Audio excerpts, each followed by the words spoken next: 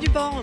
Et bonjour Céline. Premier coup de pédale demain pour le Tour de France au Mont-Saint-Michel. C'est l'occasion pour nous de parler du vélo au quotidien. Il a un succès fou, on le sait, en France, à tel point qu'on manque de bras pour vendre, entretenir et réparer nos très chères bicyclettes. Et oui, voilà des métiers auxquels on ne pense pas, mais il y a une vraie pénurie de main-d'œuvre autour du vélo. Il faut dire que les chiffres sont impressionnants. Il se vend près de 3 millions de vélos neufs en France. Nous sommes les troisièmes, les plus gros consommateurs en Europe, derrière les Pays-Bas, bien sûr, Oui. et l'Allemagne. Un boom qui repose beaucoup sur les nouveaux vélos à assistance électrique. Parce qu'on est un peu feignant quand même. Mais non, moi qui en conduis un, je peux vous Oui, dire, ça, je sais. on pédale quand même, Leurs ventes ont été multipliées par 10 en 5 ans. Jean Lenaour, bonjour. Bonjour. Et merci d'être dans le studio de France Info. Vous êtes le directeur de l'INCM, l'Institut National du Cycle et du Motocycle.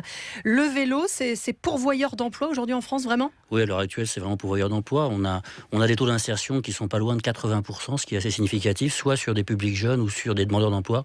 Donc c'est vraiment une très très bonne insertion. Il y a une vraie pénurie de main-d'œuvre ? Alors on a un secteur là sur le secteur du cycle qui est en grande effervescence, mais en fait on a pénurie de main d'œuvre parce Pourquoi en grande effervescence ? En grande effervescence parce qu'évidemment il y a un gros développement du vélo en France. On est passé par exemple du vélo assistance électrique, vous en parlez tout à l'heure, on est passé de 70 000 ventes de vélos en 2014 à 100 000 en 2015. Donc on a vraiment des évolutions qui sont des évolutions assez fortes et on prévoit des évolutions assez fortes. C'est un métier de plus en plus technique. C'est vrai que peut-être par le passé en fait on recrutait plutôt sur entre guillemets sur le tas. Et maintenant, on doit en effet recruter avec un niveau de formation qui soit dans le domaine technique ou commercial. Alors justement, c'est pour quel type d'emploi ? Alors, on a vraiment des grandes familles de magasins. Vous avez les spécialistes cycles qui représentent à peu près 2000 entreprises en France pour 2600 salariés, avec des structures petites de 0 à 2 salariés. Puis on a d'autres structures donc, qui peut être la grande distribution du sport, où on a là plus d'employés. Donc on a un besoin de polyvalence quand on est sur une petite structure avec un spécialiste cycle, avec des gens qui vendent des fois des vélos assistance électrique ou des vélos de course à 5 000 €. On a besoin, bien sûr, de pouvoir conseiller le client. Donc c'est de la vente, c'est du conseil, c'est de la pré-vente, c'est de la réparation, c'est du montage, c'est du réglage.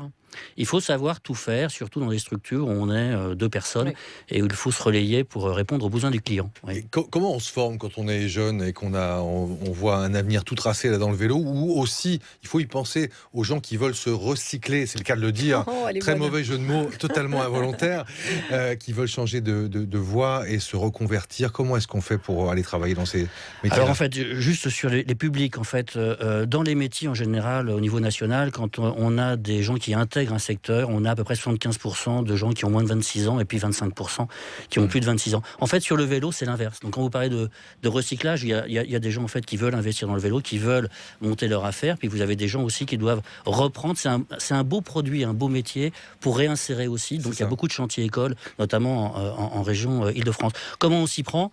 Il y a un premier type de formation qui sont des formations en fait par alternance.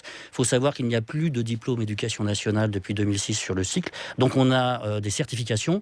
Pour les secteurs de la NFA, Association nationale pour la formation automobile, on a 2 certifications, mécanicien cycle et conseiller technicien cycle. C'est des formations soit qui se font en alternance sur 6 mois à 1 an, avec une période en centre de formation et en entreprise, soit des formations beaucoup plus regroupées, des formations qui se déroulent sur 3-4 mois pour lesquelles on peut obtenir la certification. Donc en fait 2 formats, un format plutôt court pour les adultes, demandeurs d'emploi, reconversion, et un format plus long en général pour les plus jeunes. Oui. Vous disiez secteur en pleine effervescence, est-ce que ça va durer ? Est-ce qu'on peut parier sur... on aura du boulot dans le vélo dans 5 ans, dans 10 ans ? Alors, il y aura du vélo, il y aura du métier, il y aura du vélo aussi, mais il y aura des métiers, il y aura de l'emploi, bien sûr, à l'avenir. En effervescence, parce qu'en effet, on est sur à la fois déjà en développement, sur des produits très diversifiés, avec des ventes aussi qui se déroulent un peu par Internet. Donc, en fait, là, on a aussi un comportement du client et de l'acheteur. Le prix moyen du vélo augmente au niveau de l'achat. Donc, là, il y a vraiment un comportement qui fait qu'on aura vraiment l'emploi. Voilà. Merci beaucoup, Merci. Jean Lenaour, d'être venu sur France Info, directeur de l'INCM, l'Institut National du Cycle et du Motocycle. On va se retrouver lundi, Philippe Duport.